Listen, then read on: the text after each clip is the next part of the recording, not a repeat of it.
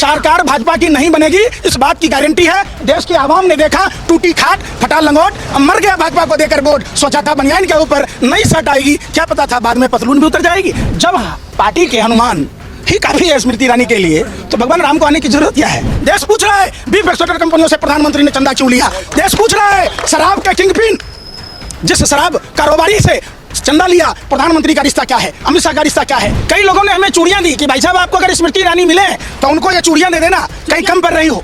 तो घोड़े की लात का, कौवे के पात का और प्रधानमंत्री के बात का झाड़ू के तिनके के बरोबर, तिल के बरोबर भरोसा देश की आवाम को नहीं है। पूरा का पूरा देश का जनसैलाब उमड़ चुका है भाजपा के खिलाफ, भाजपा को भगाने के लिए। नमस्कार, स्वागत है आपका टाइम्स एक्सप्रेस पर। मैं आपके साथ निशा झा इस वक्त उत्तर प्रदेश के ज़िले अमेठी में मौजूद हूं। जैसा कि आप लोग जानते हैं, आज अमेठी में राहुल गांधी, अखिलेश यादव, प्रियंका गांधी का आज जनसभा भी थी। इसके बाद आज रात में इस वक्त अमेठी में मौजूद है और पंकज जी भी हमें आज मिले। बातचीत करेंगे कि राहुल गांधी की रैली के बाद क्या माहौल है, अमेठी में क्या माहौल है और जनता के बीच क्या क्या मुद्दे हैं। 20 तारीख को वोटिंग होने वाली है, क्या मुद्दे हैं, क्या कुछ माहौल है अमेठी में, यही बातचीत करने के लिए हमें पंकज जी मिले हैं। इनसे बातचीत करते हैं। ये भी अमेठी का लगातार दौरा कर रहे हैं, माहौल जानने की कोशिश करते हैं। तो पंकज जी, आज जैसे सुबह राहुल गांधी, अखिलेश यादव, समाजवादी पार्टी के नेता और कांग्रेस के नेता दोनों आज जनसभा कर रहे थे, क्या माहौल नज़र आ रहा है आपको अमेठी में? देखिए, पहले भी मैं कहता रहा कि ये देश के मतदाता, 90 करोड़ मतदाता इस बार फैसला कर चुके हैं।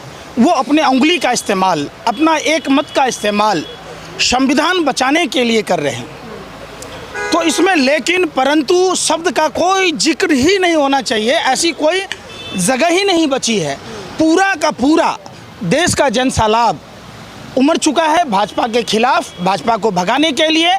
जो भाजपा के तमाम नेता ये कहते हैं कि हम ज़्यादा संख्या में आएंगे तो संविधान बदल देंगे, तो उन भाजपाइयों को कह देते हैं, साफ साफ लहजों में चेतावनी है। ये तो वक्त वक्त की बात है कि जंगल का राजा शेर भी सर्कस में मुजरा करता है। इसका यह मतलब नहीं है कि आप संविधान बदल दीजिएगा और हम लोग हाथ पर हाथ धरकर बैठे रहेंगे, कलेजा पर पुदीना बो देंगे अगर संविधान के साथ छेड़छाड़ की। तो पहली बात। दूसरी बात, देश का मतदाता, खासकर युवा, जो युवा देश का रीढ़ होता है, युवा जब मचलता है तो भूचाल आता है। युवा मचल चुका है। युवाओं ने जब जब सरकारी वैकेंसियां निकली, लोगों ने फॉर्म भरे। एक एक फॉर्म भरने में कम से कम एक छात्र को 5 से 10 हज़ार रुपये का खर्चा आता है एग्ज़ाम देने तक। पर्चे लीक हो जाते हैं, सरकार पर्चा लीक करने वालों पर कोई कार्रवाई नहीं करती है।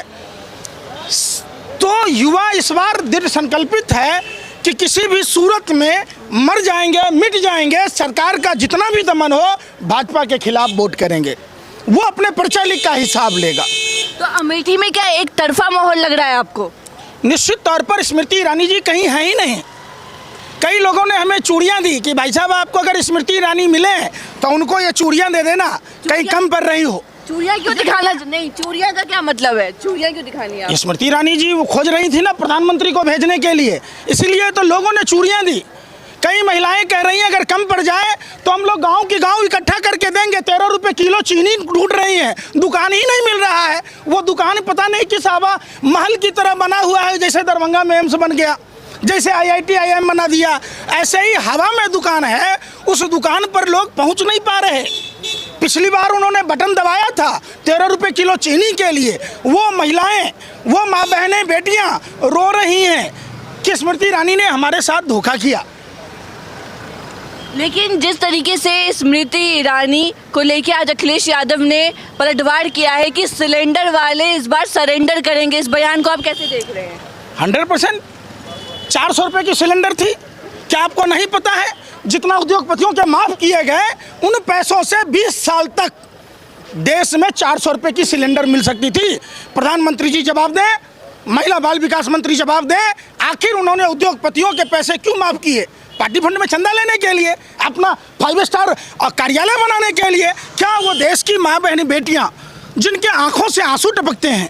आप सोचिए, कुछ अनभक्त हैं, पिताजी की फसल की वो MSP नहीं मिल रहा, दाम नहीं मिल रहा, घर में चूल्हे नहीं जल रहे, कहेगा आए दत्त मोदी, घर में चूल्हे नहीं जल रहे, बाप की चड्डी पड़ी पड़ी है, बहुत परेशानी है, घर में कपड़े नहीं, खाने नहीं, बहुत रोजगार नहीं, फिर भी कहते हैं आई डॉक्टर मोदी। लेकिन महिलाओं में बीजेपी का थोड़ा है बोलबाला। एक तो लॉ एंड ऑर्डर की वजह से योगी आदित्यनाथ का, और एक जो राशन अनाज मिल रहा है, इसलिए महिलाओं में थोड़ा जो भी हमने देखा है, जो विश्लेषण नेताओं के आ रहे हैं, चाहे आपने राजीव रंजन महल है क्या में, उन्होंने भी कहा है कि महिलाओं में बीजेपी का बोलबाला है। देखिए, वो मीडिया के बात का कोई देश का आदमी भरोसा नहीं करता है। पूरा विश्व के सूचकांक में भारत की मीडिया का स्थान इतना स्तर गिर गया जितना झुमका नहीं गिरा बरेली के बाजार में भाजपा की सरकार में मीडिया का स्तर गिर गया। आप कह रहे हैं प्रज्वल रमन्ना भूल गए आप, महिलाओं के साथ रेप करता था, उंगली काट लेता था, और प्रधानमंत्री गारंटी दे रहे थे। क्या प्रधानमंत्री जी आपकी यही गारंटी है कि भारत छोड़कर वो जर्मनी भाग गया? कैसे भागा? जवाब देना होगा होम मिनिस्टर को, जवाब देना होगा सिविल एविएशन मिनिस्टर को। नरेंद्र मोदी ने आज कहा है कि अगर आप लोग कांग्रेस को वोट करते हैं, इंडिया अलायंस को वोट करते हैं, तो राम मंदिर पे बुलडोजर चल जाएगा। क्या आप लोगों ने योगी बाबा से यही सीखा, बुलडोजर चलाना? ये तो जानने की कोशिश कीजिए कि योगी आदित्यनाथ ने कहाँ बुलडोजर चलाया। ये रामलला को दोबारा टेंट में भिजवा देंगे और सनातन धर्म को खतरे में डाल देंगे कांग्रेस। इस पूरे सवाल पे क्या कहेंगे? देखिए, प्रधानमंत्री नर्वस हो चुके हैं, प्रधानमंत्री मानसिक दिवालियापन के शिकार हो चुके हैं। प्रधानमंत्री को खुद ही नहीं पता है कि वो बोल क्या रहे हैं। प्रधानमंत्री सुबह में कुछ और बोलते हैं, दोपहर में कुछ और बोलते हैं, शाम में कुछ और बोलते हैं, रात में कुछ और बोलते हैं। प्रधानमंत्री के बयानों पर अब जब ध्यान देंगे तो घोड़े की लात का, कौवे के पाद का और प्रधानमंत्री के बात का झाड़ू के तिनके के बरोबर, तिल के बरोबर भरोसा देश की आवाम को नहीं है। प्रधानमंत्री ने कहा था, प्रधानमंत्री भाइयों और बहनों, हर सांसद 5 गांव आदर्श बनाएगा। मैं खुली चुनौती देता हूं कि बनारस में 50 गांव दिखा दीजिए जहां अमेठी में खड़ी। तो जीत रहे हैं प्रधानमंत्री। अरे कहाँ जीत रहे हैं? आप ही के पक्की सीट है वो नरेंद्र मोदी भाई कह तो रहे, कोई नहीं होता है, कोई जानते हैं पंकज। अरे सुन लीजिए ना, वहाँ प्रत्याशियों को फॉर्म नहीं दिए जा रहे हैं, नामांकन तक नहीं करने दिया जा रहा है। यहाँ का शासन और प्रशासन किस तरीके से वोटर को डरा रहा है आपको नहीं पता है। खा लीजिए भारत माँ की मिट्टी का कसम कि नहीं पता है आपको। आप समझिए, कुछ भी कर लेंगे ये। रावण, कौरव और कंस ने भी सोचा था। मेघनाथ के घर में 11 ग्रह बैठा हुआ था, वो शनि महाराज नहीं बैठे हुए थे। मरा कि नहीं मरा?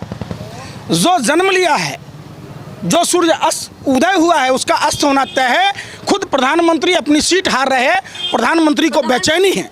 अच्छा, आप कह रहे प्रधानमंत्री मोदी वाराणसी सीट हार रहे हैं? बिल्कुल। आप पक्की सीट बता रहे, कई बड़े मीडिया है सब पक्की है। देखे नहीं चंडीगढ़ में कैसा पक्की था? 36 में से 8 वोट की चोरी किया था, सुप्रीम कोर्ट ने तमाचा मारा था, मीडिया को रोक दिया था। भाजपा में कुछ है? भाजपा है खाली बोतल, खाली बोतल, खाली डब्बा, ले लो मेरे यार। कुछ है भाजपा में? यही अशोक चौहान को प्रधानमंत्री कहते थे।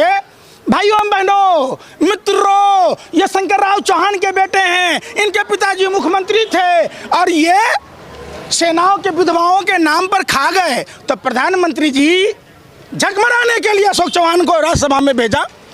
ये खुला चुनौती एक भारत के नागरिक होने के नाते है।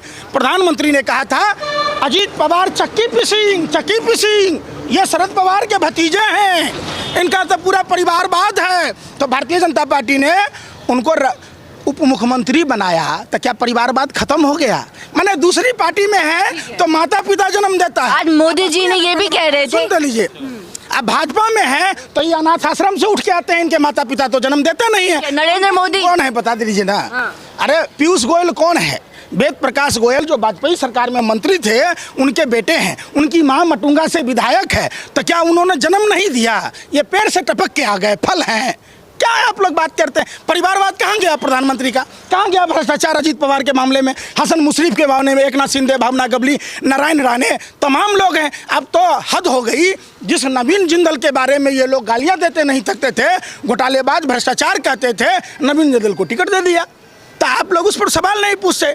असली भ्रष्टाचार कहाँ है समझिए। प्रधानमंत्री राहत कोष के होते हुए प्रधानमंत्री ने देश के साथ बहुत बड़ा स्कैम किया है, घोटाला किया है।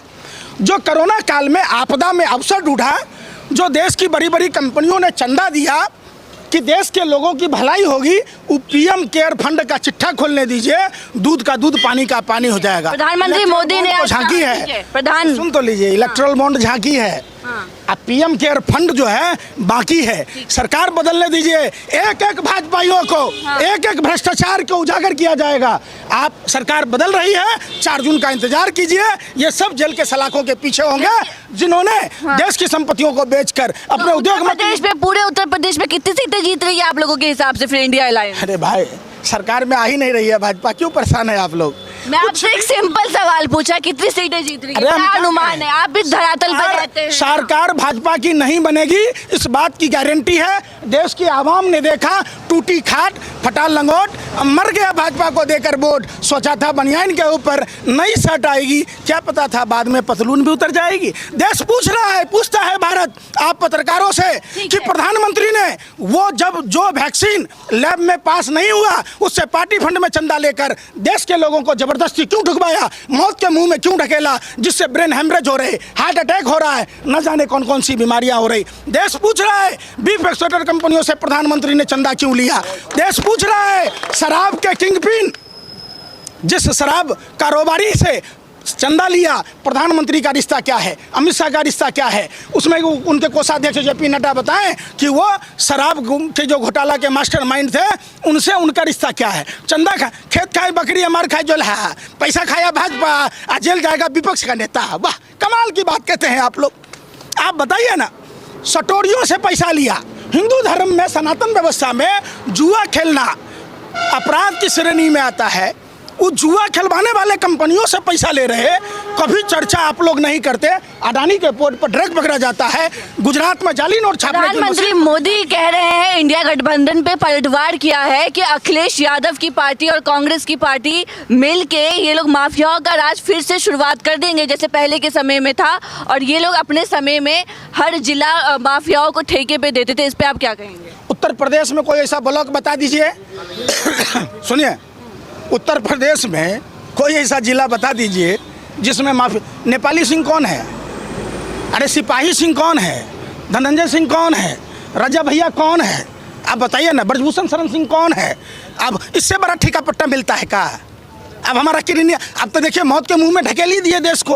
हम जिंदा रहे ना रहे, ऊपर वाले के रहमो करम पर जी रहे, वैक्सीने गलत ठोकवा दिया, इससे बड़ा कुछ है क्या? गुंडई है क्या? आप बताइए ना, जबरदस्ती ठोकवाया ना, अपना थोपड़ा लगा के। मोदी की गारंटी, वैक्सीन गुरु, जैसे लगता है मोदी जी ने वैक्सीन बनाया था। आज वैक्सीन गुरु कहाँ है? आप बताइए ना, आप बताइए। जो हमने क्या कहा कि जो पैसा उद्योगपतियों के माफ किए, अगर 16 करोड़ युवाओं को 1-1 लाख भी दिया जाता तो वो पैसे खत्म नहीं होते। अगर उन पैसों से देश के किसानों के कर्जा माफ होते तो देश का किसान आत्महत्या नहीं करता, वो शहीद नहीं होते। अगर उन पैसों से 20 साल तक 400 रुपये में सिलेंडर दी जा सकती थी, उन पैसों से सेना का खर्चा उठाया जा सकता था। आखिर क्यों प्रधानमंत्री जी आपने बात की पकौड़ों की और साथ दे रहे हैं भगोड़ों की, जो देश लूट रहे हैं? अमेठी में क्या होने जा रहा है? कांटे की टक्कर है या एक तरफा लहर है? कोई टक्कर नहीं है, कोई टक्कर नहीं है। क्यों पड़े हो चक्कर में? घर बैठ जाओ, विदाई तय है, 4 जून को विदाई तय है। विदाई तय है अमेठी से? बिल्कुल, सुपरा साफ, लहर भी होगा, ललकार भी होगा। लेकिन स्मृति ईरानी तो चाहती थी कि राहुल गांधी उनके खिलाफ चुनाव यहाँ पे लड़े इस सीट पे। अच्छा एक बात बताइए, आप जो काम आप एंकर के रूप में कर सकते हैं, जरूरी है कि आपके चैनल का मालिक ही आए रिपोर्टिंग करें? ऐसा नहीं है ना। जब पार्टी के हनुमान ही काफ़ी है स्मृति ईरानी के लिए, तो भगवान राम को आने की जरूरत क्या है? चलिए, आपसे आखिरी सवाल है, उत्तर प्रदेश में, पूरा उत्तर प्रदेश में क्या माहौल नजर आ रहा है आपको? भाजपा की कितने सीटें आपको उम्मीद नजर आ रही है? कई लोग कह रहे हैं, जो कई बड़े जानकार हैं, कह रहे हैं कि बीजेपी पूरे उत्तर प्रदेश में 62 से 65 सीटें लेके आ रही है।